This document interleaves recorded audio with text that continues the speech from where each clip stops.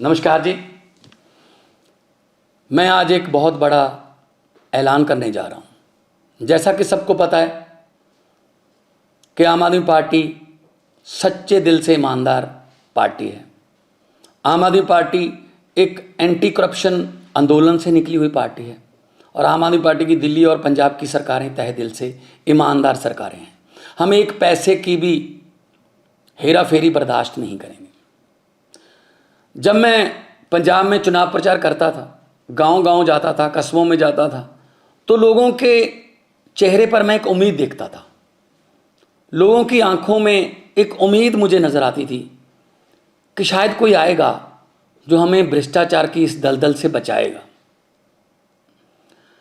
जब मेरा नाम मुख्यमंत्री के लिए अनाउंस किया गया, तब भी मुझे अरविंद केजरीवाल जी ने कहा था कि भगवंत जो मर्जी हो जाए, हमने भ्रष्टाचार बर्दाश्त नहीं करना।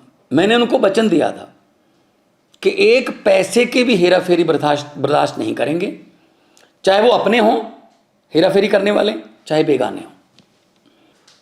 इसी सिलसिले में मेरे ध्यान में एक केस आया कि मेरी सरकार का, पंजाब सरकार का कैबिनेट मंत्री अपने डिपार्टमेंट में टेंडर और बाकी खरीदो फरोख्त में से 1% कमीशन मांग रहा था।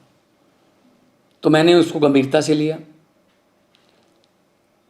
ये मामला सिर्फ मेरे पास ही है, मीडिया के पास इसकी कोई जानकारी नहीं है, विरोधियों के पास इसकी कोई जानकारी नहीं है। मैं चाहता तो इसको दबा सकता था। अगर मैं ऐसा करता तो मैं लाखों करोड़ों पंजाबियों का दिल तोड़ता जिन्होंने मुझ पर यकीन किया। तो मैं अपनी पार्टी की जो विचारधारा है उसके भी खिलाफ होता। और मैं एक्शन लेने जा रहा हूं। उस मंत्री का नाम है डॉक्टर विजय सिंगला, जो कि सेहत मंत्री पंजाब में कैबिनेट में थे। जब मैंने उनको ये सबूत दिखाए तो उन्होंने अपना गुनाह कबूल भी किया। तो हम चाहे अपने हों चाहे बेगाने हों, जीरो टॉलरेंस है हमारी रिश्वतखोरी के खिलाफ।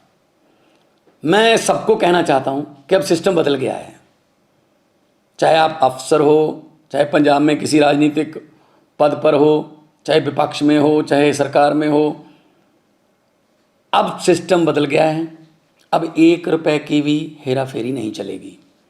हम 1%, लोगों का 1% पैसा भी बचाएंगे। लोगों की जेबों पर डाका नहीं डलने देंगे।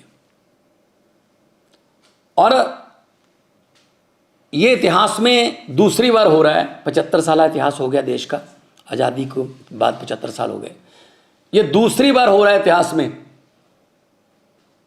पहले 2015 में अरविंद केजरीवाल जी ने अपने फूड सप्लाई मिनिस्टर को 5-6 लाख रुपया ऑडियो पर मांगते हुए, उसी ऑडियो को सुनकर उनको मंत्रिमंडल से बर्खास्त किया और केस सीबीआई को दिया। और आज पंजाब सरकार ये फैसला लेने जा रही है। कुछ विपक्षी पार्टियां वाले ये सवाल उठा सकते हैं कि जी देखो, 2 महीने में ही भगवंत मान की सरकार में एक करप्ट मंत्री पकड़ा गया। मैं उनको ये बताना चाहता हूं कि उस पर एक्शन भी मैं ही ले रहा हूं। इससे पहले कई मुख्यमंत्रियों ने ये कबूल किया था कि मेरे मंत्रिमंडल में बहुत से मंत्री जो हैं माफिया से जुड़े हुए हैं और करप्शन करते हैं, लेकिन उन्होंने कोई एक्शन नहीं लिया। लेकिन आम आदमी पार्टी कट्टर ईमानदार पार्टी है।